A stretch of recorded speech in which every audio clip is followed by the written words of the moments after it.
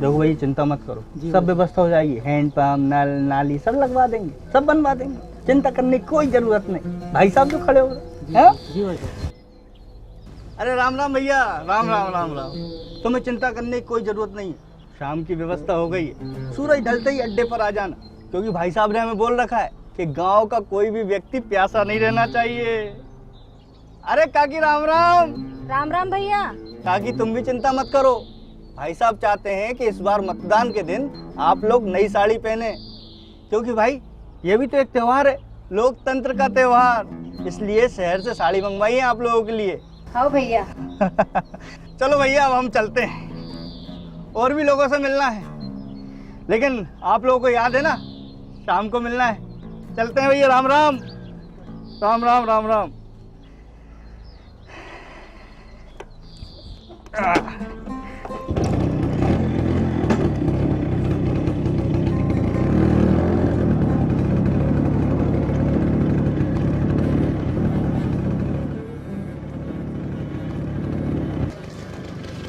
अरे रमेश भैया राम राम। भैया राम राम राम राम। और भैया क्या हाल चाल? आनंद मंगल है भैया। अब भैया हम दिनेश भैया के यहाँ से आ रहे हैं, आप घर पे ही मिलना, आपसे ही मिलना है हमें। हाँ हाँ आ जाओ। है ना भैया, अभी आते हैं।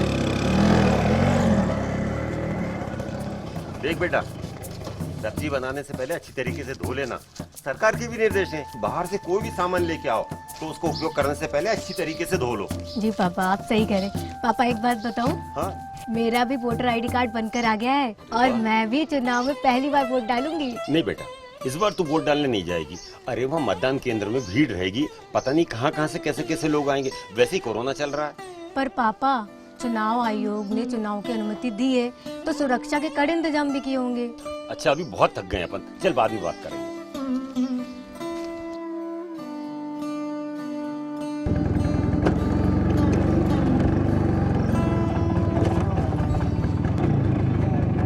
अरे काका राम राम। शाम को याद है ना? है ना। आना है आप लोगों को। बिल्कुल बिल्कुल पक्का? पक्का। चलो चलते हैं। हाँ चलो चलो कच्चे कच्चे।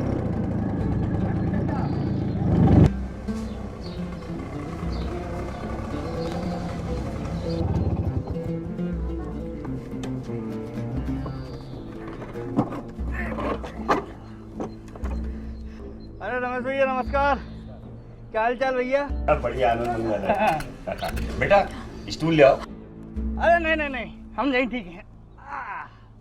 और भैया जी कैसे आना हुआ? अब आपको तो पता है रमेश भैया कि अपने क्षेत्र में चुनाव हुए, तो बस भाई साहब का आग्रह आप तक पहुंचाने आ गए थे। भाई साहब पूरे गांव को अपना परिवार जो मानते हैं, तो भाई साहब हमसे बोले कि जाओ गांव में देखो किसी को कोई तकलीफ तो नहीं, और स्पेशली आपके लिए बोले कि रमेश भैया के घर तुम पर्सनली जाना। तो हम आ गए। रमेश भैया सुना है कि रजनी बिटिया वोट देने लायक हो गई है, तो हम आ गए। कोई भी तकलीफ हो तो बताना।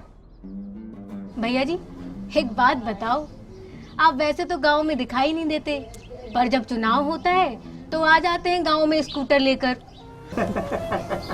रजनी बिटिया, ये पूरा गांव हमारा परिवार है और हमें तुम सबकी चिंता रहती है, और भी तो काम देते हैं ना, लेकिन जब भी मौका लगता है हम आ जाते हैं, जैसे अभी आ गए।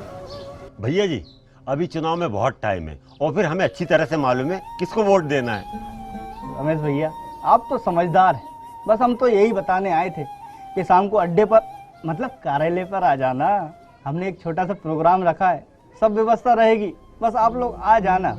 और भाई साहब ने आप लोगों के लिए कुछ और भी सोच रखा है, वोटिंग वाले दिन आपको आपका गिफ्ट मिल जाएगा। माफ कीजिएगा भैया जी, पर हमें आपसे कोई गिफ्ट नहीं चाहिए, और ना ही पापा शाम को आपके किसी प्रोग्राम में आएंगे। क्यों? क्योंकि हम अपना वोट नहीं बेच सकते। अच्छा तो बताओ क्या कीमत चाहिए, हम भाई साहब से बात करेंगे। हमारे वोट की कीमत ना ही आप दे सकते हैं और ना ही आपके भाई साहब ही दे सकते हैं, क्योंकि वोट डालना हमारा कर्तव्य है और कर्तव्य की कभी कीमत नहीं आकी जाती। ठीक है, आप लोगों की मर्जी। और भाई साहब ने आप लोगों के लिए क्या क्या सोच कर रखा था? भाई साहब तो बोले थे कि चुनाव वाले दिन गाड़ी की व्यवस्था कर देना, ताकि सब लोग गाड़ी में बैठकर वोट देने जा सकें। गाड़ी की क्या जरूरत है? कौन सा मतदान केंद्र दूर है, और अगर दूर भी है तो फर्क क्या पड़ता है? क्या एक दिन हम पैदल नहीं जा सकते वोट डालने? जैसे हम स्कूल जाते हैं, बाजार जाते हैं सामान लेने, वैसे ही वोट डालने भी जा सकते हैं भैया जी। तो अपने गांव में बुजुर्ग लोग भी तो हैं। आपको चिंता करने की जरूरत नहीं है भैया जी। यदि गांव में 80 साल का बुजुर्ग या निशक्तजन मौजूद है तो चुनाव आयोग ने उसके लिए डाक से वोट डालने की व्यवस्था की है। आपको बस एक आवेदन देना है। भैया जी, वोट की कीमत लगाना बहुत आसान है, लेकिन उसकी कीमत को समझना बहुत मुश्किल है, क्योंकि समाज की एकजुटता और लोकतंत्र का स्तंभ है मतदान। हमारे देश के प्रति प्रेम और जिम्मेदारी की पहचान है मतदान। बिल्कुल सही। मतदाता का हक और उसकी शान है मतदान। दीदी नमस्ते। नमस्ते, कैसी हो रजनी? अच्छी हूँ, कुर्सी लेकर आती हूँ। कैसे हैं भैया जी आप? बढ़िया मैडम जी, बस रमेश भैया से मिलने आ गए। रमेश भैया से मिलने आए थे। वैसे सुना है कि आप गांव भर में साड़ियाँ बांट रहे हैं। अरे नमस्ते मैडम जी, आज कैसे आना हुआ? मैं आप सबको चुनाव के बारे में जानकारी देने आई थी। इस बार तो रजनी का भी नाम वोटर लिस्ट में है।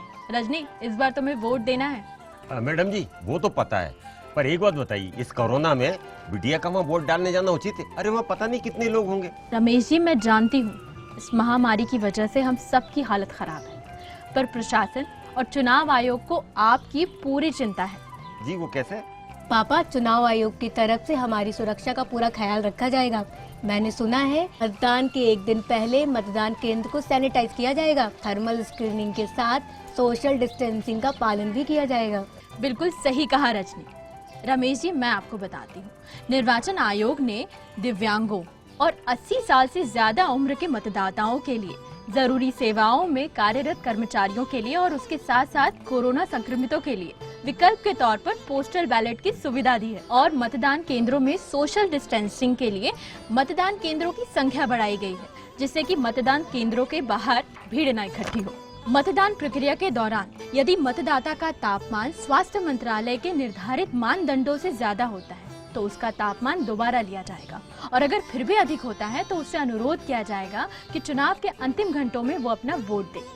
इसके अलावा पहले 1500 लोग एक साथ वोट दे सकते थे, पर वर्तमान स्थिति को देखते हुए निश्चित समय के लिए अधिकतम 1000 लोग ही मतदान केंद्र के अंदर जा सकते हैं। व्यवस्थाओं की देखरेख के लिए राज्य, जिला और विधानसभा क्षेत्र के नोडल स्वास्थ्य अधिकारी नामित हैं। अरे वाह मैडम जी, चुनाव आयोग ने तो सभी की सुरक्षा के पूरे इंतजाम किए। अब तो रजनी बेटा और हम वोट डालने जरूर जाएंगे। ये हुई ना बात। भैया जी, कहाँ चल दिए? शाम का प्रोग्राम कैंसिल करना है। क्यों? क्योंकि हमें निष्पक्ष मतदान का महत्व समझ में आ गया।